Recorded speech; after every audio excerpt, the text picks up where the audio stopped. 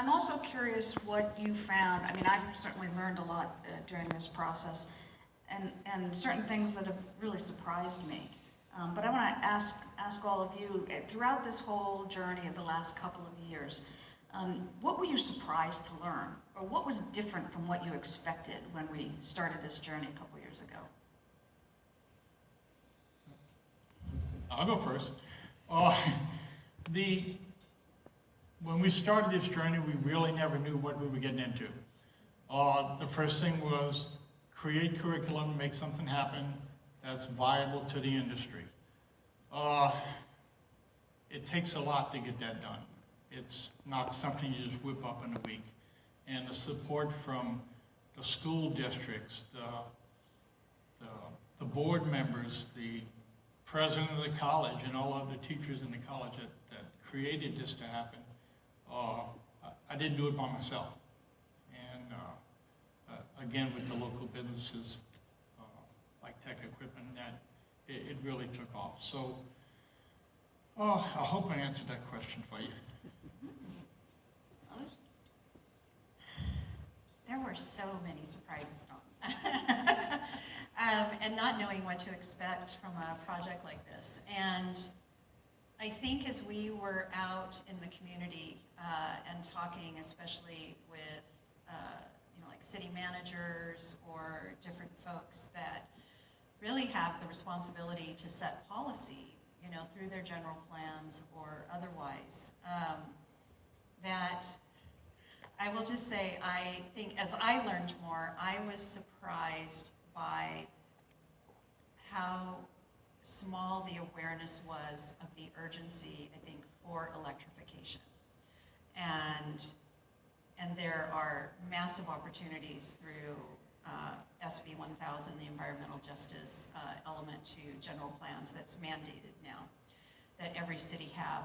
And what a beautiful place for that to live.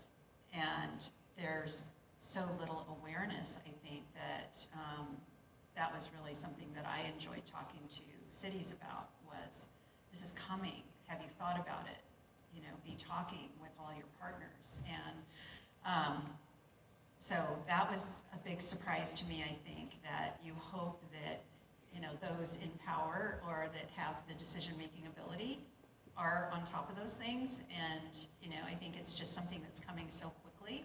People haven't had really time to digest a lot of it. And so that's something I hope to see a lot more of. And still, when I have a chance, I still talk to the cities that we work with about this and encourage them to do that. So that was a bit of a surprise.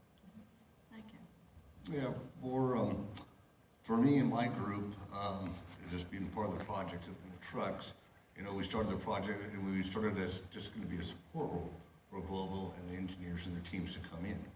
And then we obviously, unfortunately, we had COVID hit.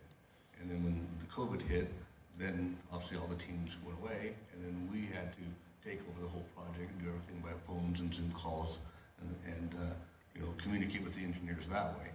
But how everybody embraced this and how far it's come along, and the support that we've got, the fleets, all the customers that are actually buying this. I was just for an example, I was up in Washington a few weeks ago and talking about electric trucks, and they said, "Oh, those will never go nowhere. Those are going." I said, "No, they're going there. This is the way we're going. We're going with electric trucks." I had mixed reservations about electric trucks, being a diesel guy, and it's how well these trucks have performed for us and for the customers. It's been phenomenal, and that was really surprising for me and where we started and where we're at now. Mm-hmm. Yeah. So let me follow up with you on that, Greg.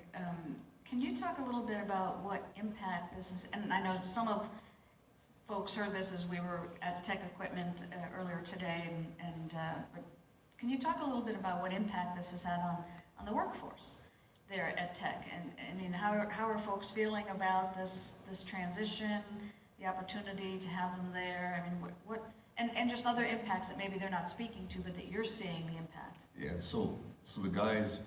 So how I kind of did the process of the volunteer, and this is what we're going to do.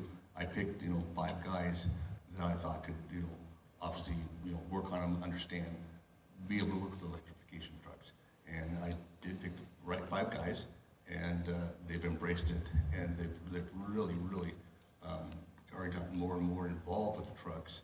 I've got other technicians now that want to come over onto the excavation side of the business too. So as you know, I have 3 bays now, but down the road, I see very soon, I'll have 6 bays, you know, and I have technicians lined up wanting to come to that side of the business right now. And then obviously with the schools, you know, we're gonna be able to get, you know, some trained technicians already to bring along to the workforce, you know, and keep that supply chain going for everybody. So it's been, have you had interest from other folks in wanting to join that team? Oh, or yes. is it- Yes, I have, yeah. So some of the other, technicians, they wanna come to that side, and right now I just don't have room for them, but I know we will in the next 6 to, 12 months, we'll have plenty of room for at least another 5 more technicians on my side, very easily. So you mentioned the importance of the supply chain of workers. So, Kenny, let me go to you, and I'm curious if you can talk a little bit about the impact on students. What do students think about this transition? Are they looking ahead? Are they thinking that this is coming, or are they thinking that it's just a bunch of hype and it's not really here yet? I mean, what are you hearing from students? Well, the students that have completed the courses were actually students that watched us build it from nothing, and several of the students already work for Tech Equipment in different departments, so they are prepared to work on electric vehicles, battery electric trucks. They have the knowledge of the safety and the avenue to go with how to work on them. The volume of jobs are just not there yet. I asked this question last week in class to the new group of students we got in, and I gotta tell you, a lot of them haven't even heard of a battery electric truck yet. So now they're signing for our course coming up in a couple of weeks, and some are interested and some are kind of leery. They hear the word high voltage, they want to back away from it, but that's why we're here. We're here to educate them and prepare them to go out in the industry. Those that have completed, we teach bumper to bumper at our dealership, wheel bearings, brakes, air conditioning, electrical, cover a whole 9 yards. And when they go to facilities and work, that's what they're doing, but they are prepared for the battery electric truck.